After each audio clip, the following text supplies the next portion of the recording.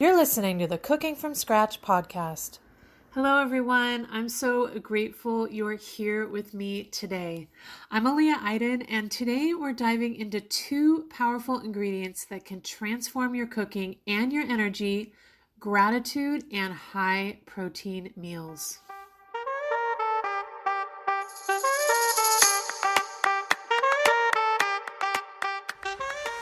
Hi, I'm Aliye Aydin, and with over 15 years of cooking in professional kitchens and at home for my family, this is the first non-cooking cooking podcast that shares how to make cooking easier so you can feel inspired and motivated to cook in the midst of your busy life. We go behind the scenes and tap into the stories and inspirations of chefs, farmers, and others working with food to reveal what they're up to in their kitchen right now and what their favorite at-home dish is to cook from scratch. This is the Cooking from Scratch podcast.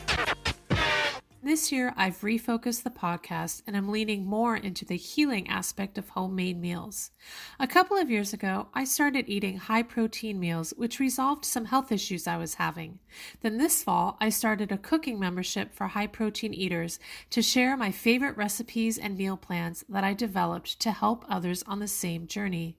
When you tune into these episodes, you'll hear from health and fitness coaches and healers about the role and benefits of high-protein eating. Stay tuned for more.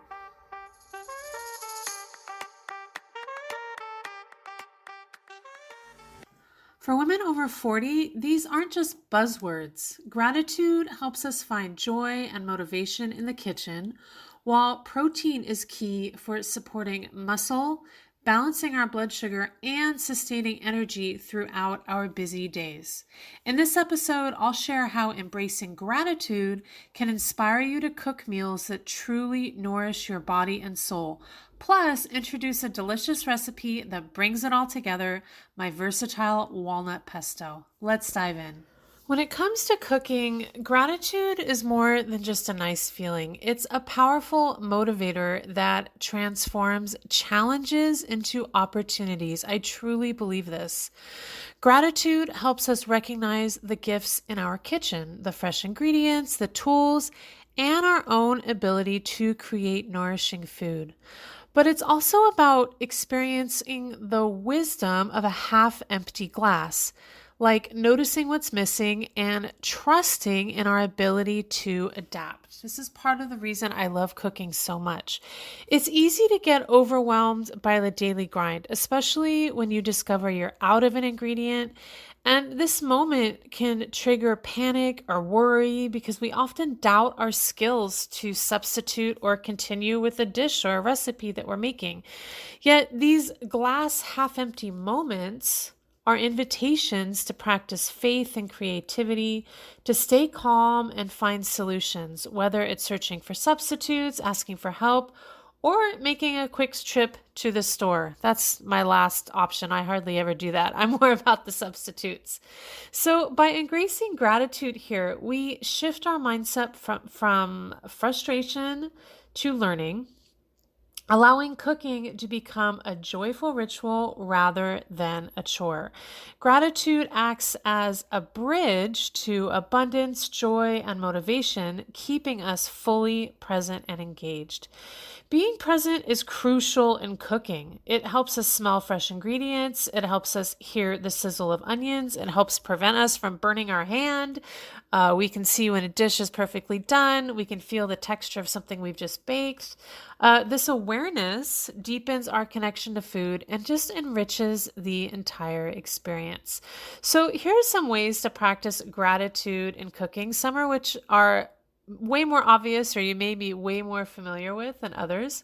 So one that's really straightforward is saying grace before cooking, something that has been done since the beginning of time, giving thanks for the ingredients, the hands that grew them, and our ability to cook them. In fact, in many cultures, the hands of the cook are what is blessed in their traditional sayings. You can practice gratitude even for aspects you don't enjoy, like the shopping, just seeing them as part of the whole journey and a way that cooking even becomes possible. And another way to practice gratitude in cooking is to cook dishes in honor of or for someone that you care about, turning meals into acts of service, into acts of love and appreciation. Cooking also for ourselves is an act of appreciation and love for ourselves, which I think for women over 40, this is what really becomes apparent is that it is time to nourish ourselves. Maybe we've been taking care of others for a really long time. Maybe we've been neglecting our health or saying for years that we're going to eat healthier. And I really feel like after 40, this is the time to make this transformation, especially with all the ingredients and abilities that we have to do this. So let's talk about protein because it's really essential, especially for women as we get older. You may have heard the guideline of aiming for 30 grams of protein per meal.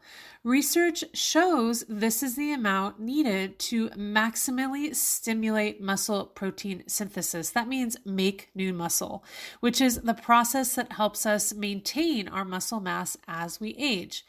That is especially important for women over 40 since muscle naturally declines starting about this age or a little earlier, impacting our metabolism, strength, and our health. I focused on animal-based protein because these sources like chicken, beef, lamb, fish, etc. are complete proteins. They contain all the essential amino acids your body needs in the right amounts. Animal proteins also have high bioavailability, meaning your body absorbs and uses them efficiently.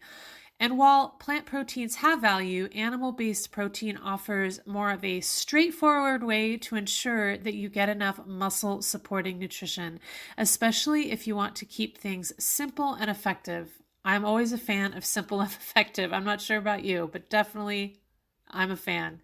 Including adequate animal protein supports maintaining muscle, regulates our blood sugar, and sustains our energy, which are all vital for women balancing busy lives after the age of 40. Now, let's bring these ideas together with a dish I love, walnut pesto. It's simple, flavorful, and pairs beautifully with high protein meals, and its ingredients are incredibly versatile. Here's a base recipe I'm going to outline for you verbally and then lead you through a little mindful cooking exercise. So if you want to make this, you'll need about a cup of walnuts or other type of nut. I'll talk about that in a second. The zest and juice of a lemon, or if a lime is what you have, that's totally great. About a half a cup of roughly chopped scallions, those are green onions. About a half a cup of fresh basil leaves, a half a cup of fresh parsley leaves, and a good third to a half a cup of good quality olive oil, as well as salt. So you can see these are basic ingredients that you could possibly have lying around your kitchen. Maybe you need to use up. And really easy to come by. If you don't have basil, you can sub in cilantro, you can sub in mint, just whatever you prefer. Now, this is a basic pesto recipe or kind of an herb salsa recipe that uses a food processor. And all you do is just add the walnuts, the lemon zest and juice, scallions, basil, and parsley to the food processor and pulse it several times until it's roughly combined. That's just doing the chopping part for you. If you like garlic, you can add it here. I leave it out. It creates a bit of a milder pesto, but if you love garlic, go ahead and throw it in there too. Now, once you have all those ingredients chopped up in the food processor, with the motor running, you'll want to slowly stream in the olive oil until you get a smooth paste. Now, you want to taste it and add a pinch of salt if needed, and then continue to pulse it. What I love about this pesto, it's great to make at the beginning of the week and use on anything throughout the week, any kind of cooked chicken, salmon, lamb, beef, tofu. You can also use it for not high protein dishes such as a pasta sauce, a salad dressing, a veggie dip, or a spread.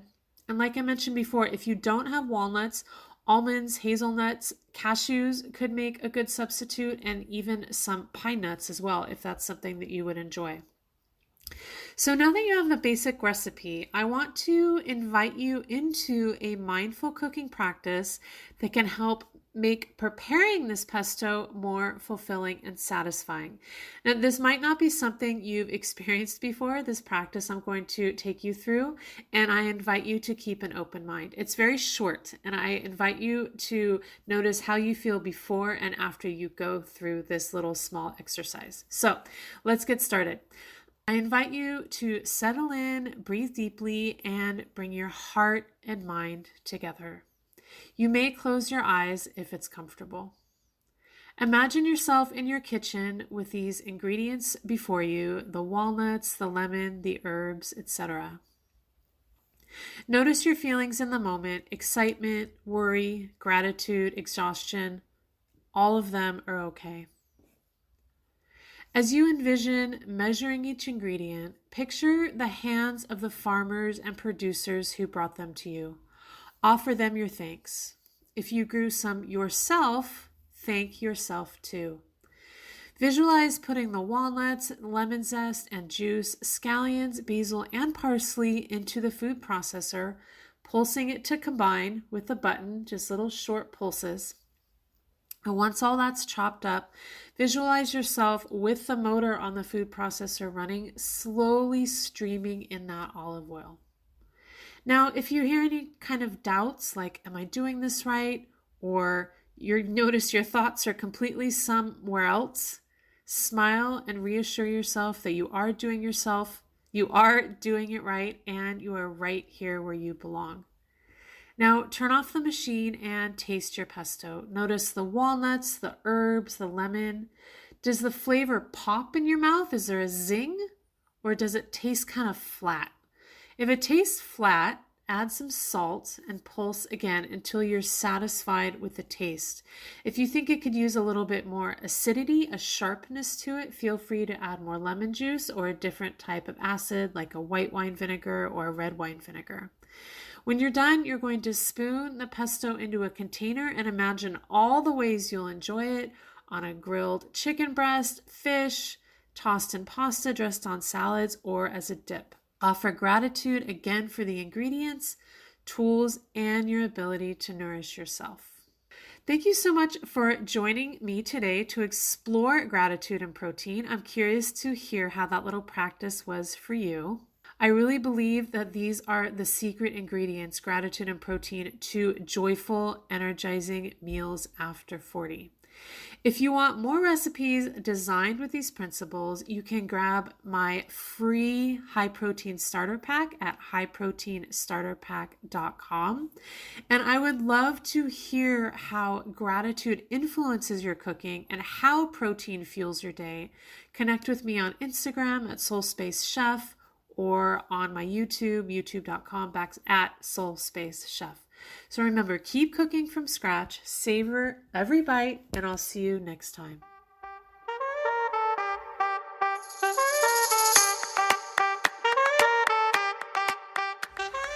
Thank you for listening to this episode from start to finish. If you have any questions or comments about what was shared, please click on the link at the top of the show notes to send us a note.